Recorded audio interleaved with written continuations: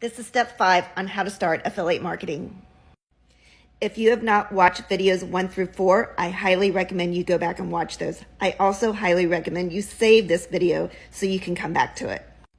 Step 5, once you have everything all set up, the next thing you're going to do is you are going to create an account here on TikTok. Well, obviously you already have one.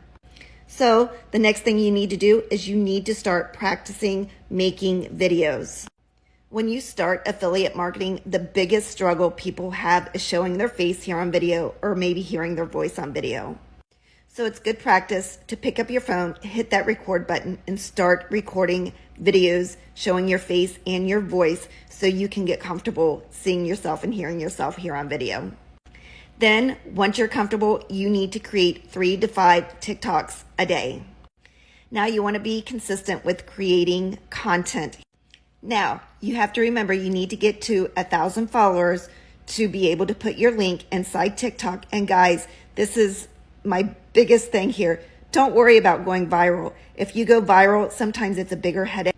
So if you found this valuable, hit the heart button. Also, don't forget to go back to videos 1 through 4, and don't forget to save this video so you can come back to it.